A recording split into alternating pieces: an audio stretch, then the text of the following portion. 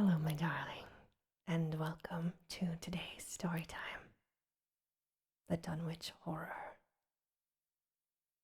In the meantime, a quieter, yet even more spiritually poignant phase of the horror had been blackly unwinding itself behind the closed door of a shelf-lined room in Arkham.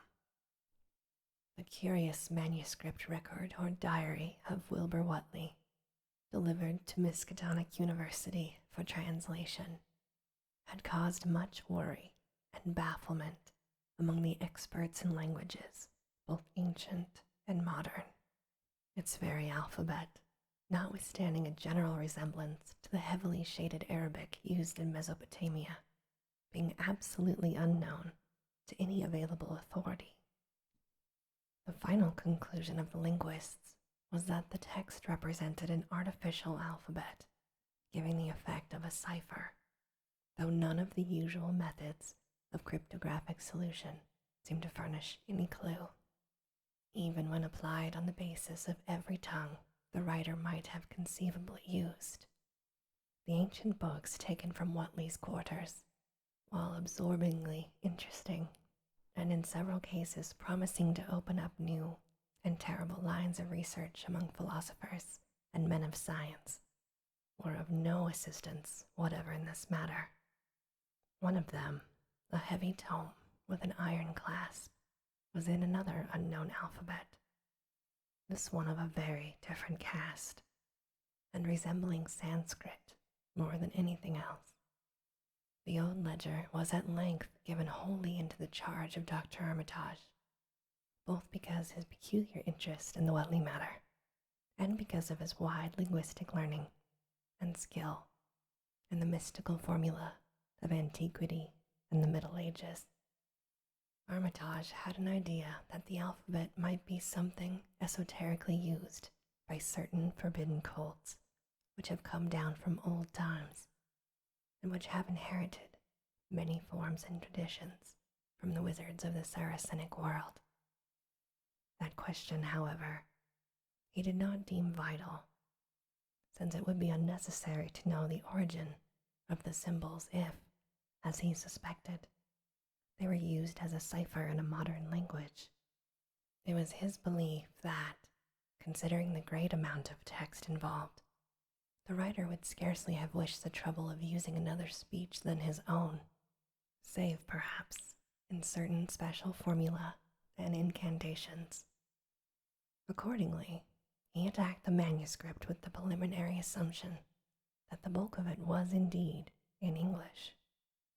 Dr. Armitage knew, from the repeated failures of his colleagues, that the riddle was a deep and complex one, and that no simple mode of solution could merit even a trial. All through late August, he fortified himself with amassed lore of cryptography, drawing upon the fullest resources of his own library, and waiting night after night amidst the arcana of Trithemius's Polygraphia, Giambattista Portius, De Furtivis, Literarum Notis, and other 18th century treatises, including such modern authorities as Blair, von Martin, and Kluber's Cryptographic. He interspersed his study of the books with attacks on the manuscript itself, and in time became convinced that he had to deal with one of those subtlest and most ingenious of cryptograms, in which many separate lists of corresponding letters are arranged like the multiplication table, and the message built up with arbitrary keywords known only to the initiated.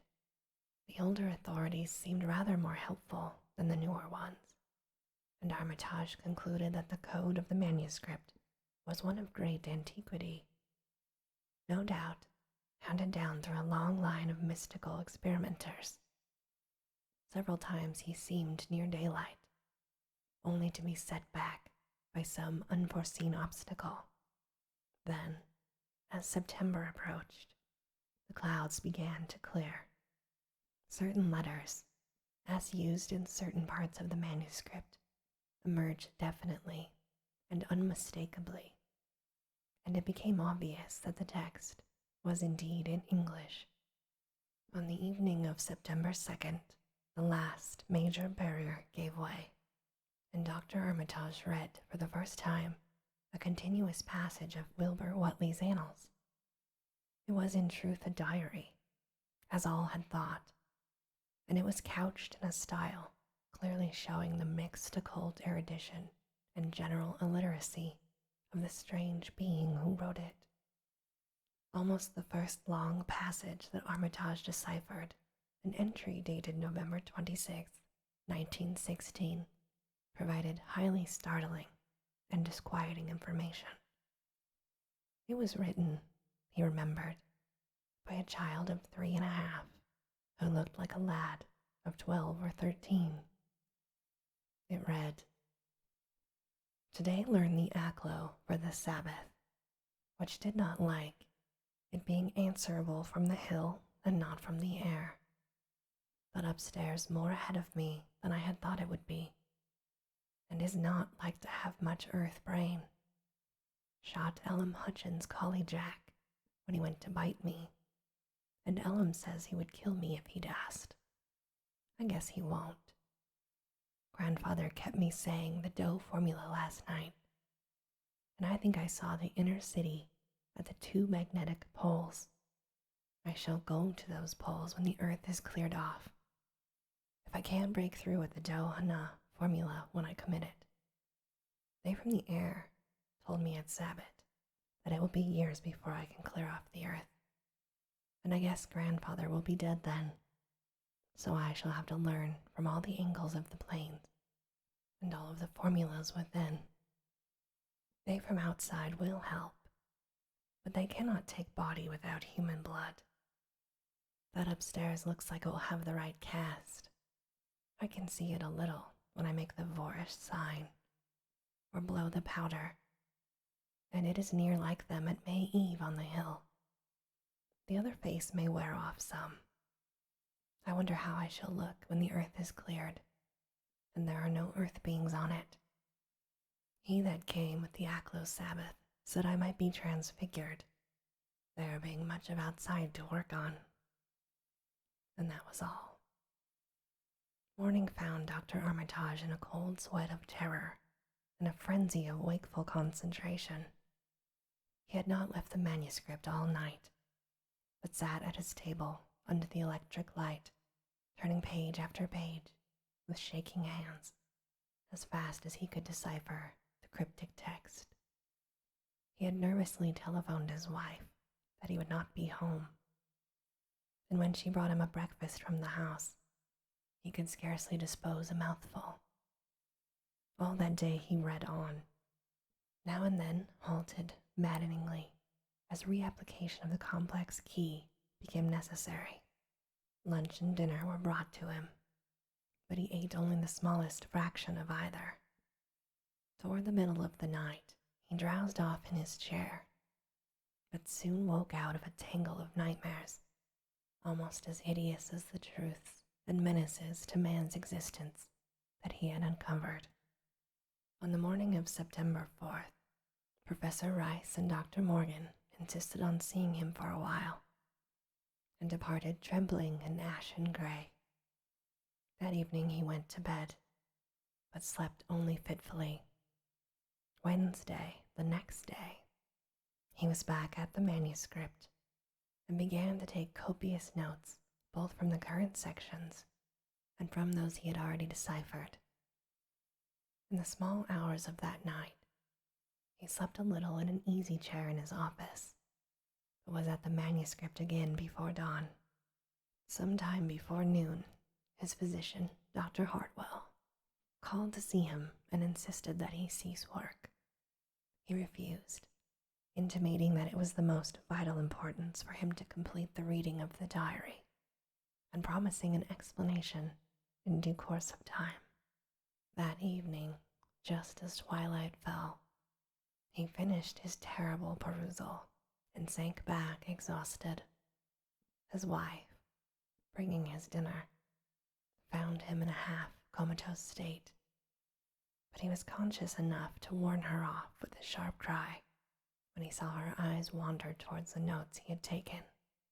Weakly rising, he gathered up the scribbled papers and sealed them all in a great envelope, which he immediately placed in his inside coat pocket.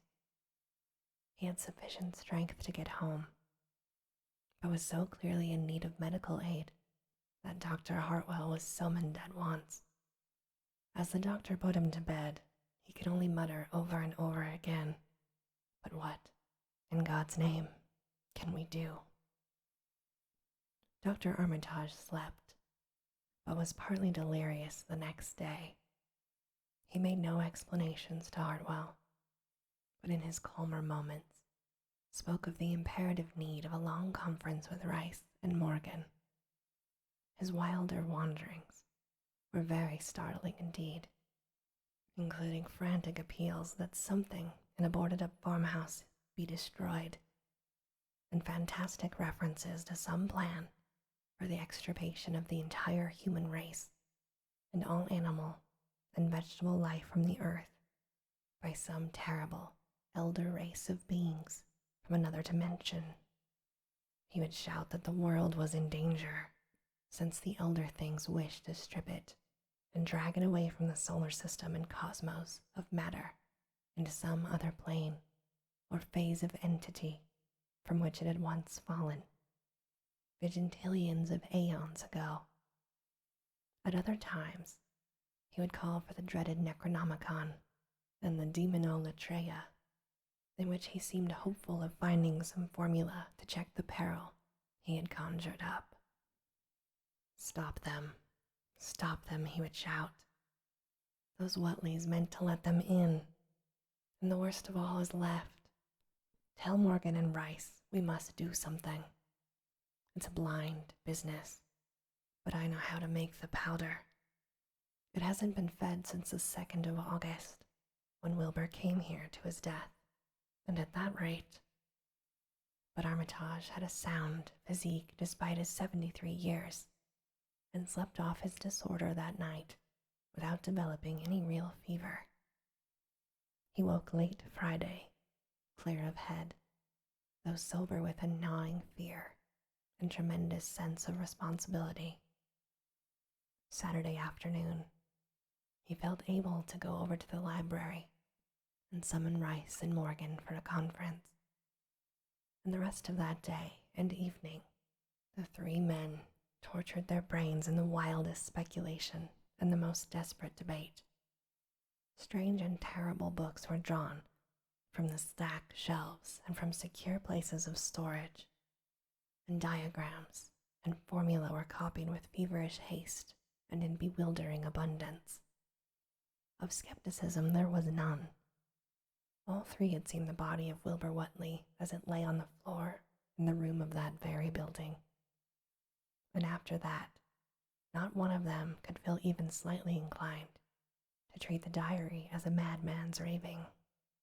Opinions were divided as to notifying the Massachusetts State Police, and the negative finally won. There were things involved which simply could not be believed by those who had not seen a sample, as indeed was made clear during subsequent investigations. Late at night the conference disbanded without having developed a definite plan.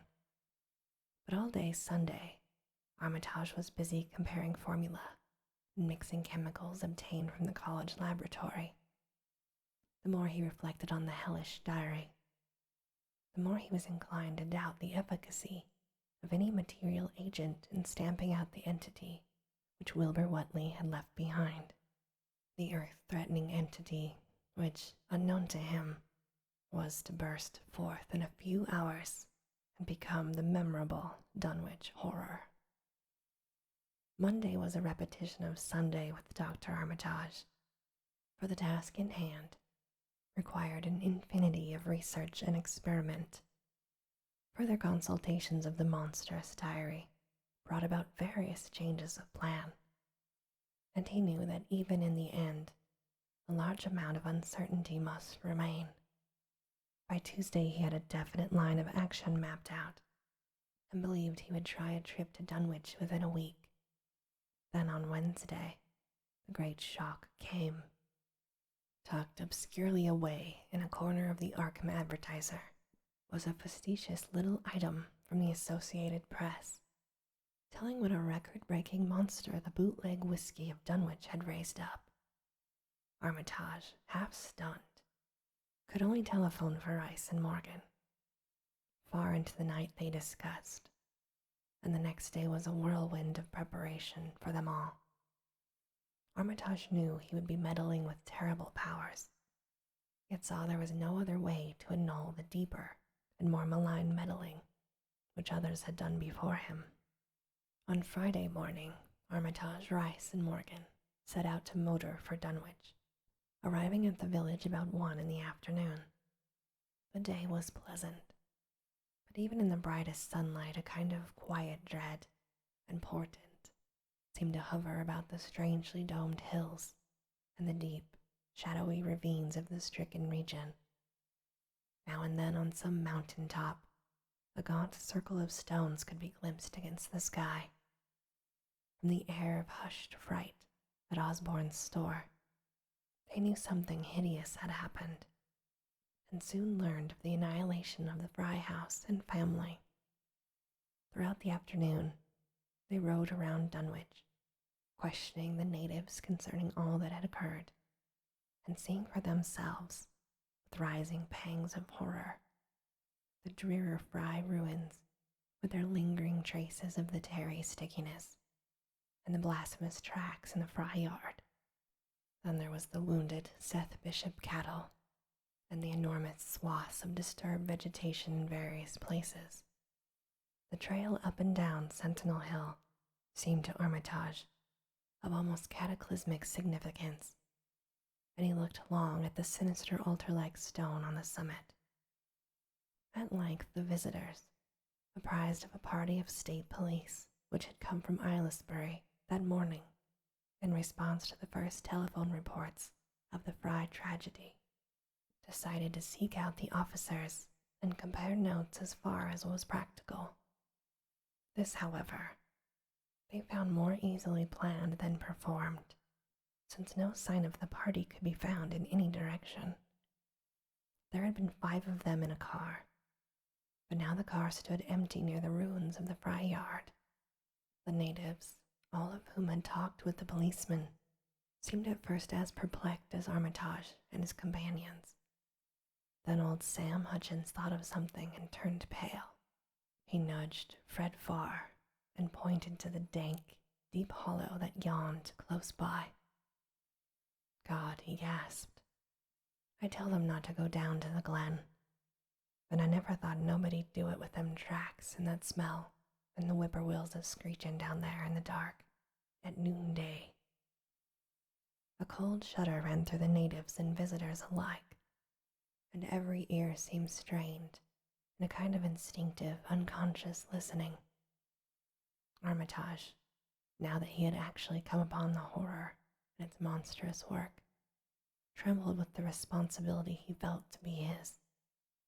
Night would soon fall, and it was then that the mountainous blasphemy lumbered upon its eldritch course. Negotium, perambulans, in tenebris. The old librarian rehearsed the formula he had memorized, and clutched the paper containing the alternative one he had not yet memorized. He saw that his electric flashlight was in working order. Rice, beside him, took from a valise a metal sprayer of the sort used in combating insects, whilst Morgan uncased the big game rifle on which he relied, despite his colleague's warning that no material weapon would be of help. Armitage, having read the hideous diary, knew painfully well what kind of manifestation to expect, but he did not add to the fright of the Dunwich people by giving any hints or clues. He hoped that it might be conquered without any revelation to the world of the monstrous thing that had escaped. As the shadows gathered, the natives commenced to disperse homeward, anxious to bar themselves indoors, despite the present evidence that all human locks and bolts were useless before a force that could bend trees and crush houses when it chose. They shook their heads at the visitors' plan to stand guard at the Fry ruins near the glen, and as they left, had little expectancy of ever seeing the watchers again. There were rumblings under the hills that night, and the whippoorwills piped threateningly. Once in a while, a wind, sweeping up out of the cold spring glen, would bring a touch of ineffable fetor to the heavy night air, such a fetor as all three of the watchers had smelled once before, when they stood above a dying thing that had passed for 15 years and a half as a human being. But the looked-for terror did not appear. Whatever was down there in the glen was biding its time, and Armitage told his colleagues it would be suicidal to try to attack it in the dark. Morning came wanly, and the night sounds ceased.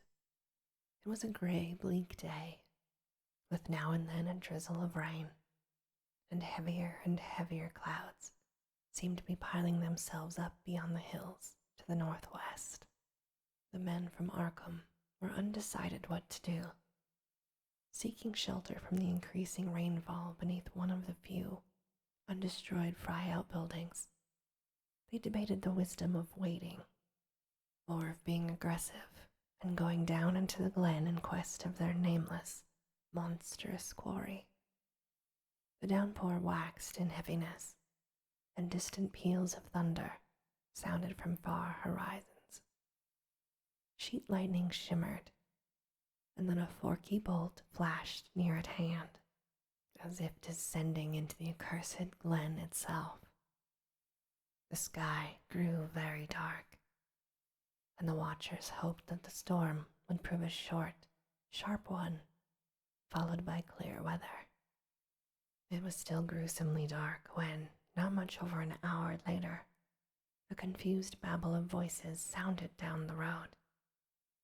Another moment brought to view a frightened group of more than a dozen men, running and shouting, and even whimpering hysterically. Someone in the lead began sobbing out words, and the Arkham men started violently when those words developed a coherent form. "Oh my God," the voice choked out. "It's a-goin' again, and this time by day.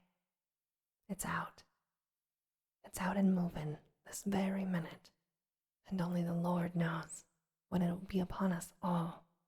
The speaker panted into silence. And this, my darling, ends our story time for today. As always, I hope that you have very sweet and creepy dreams. Good night.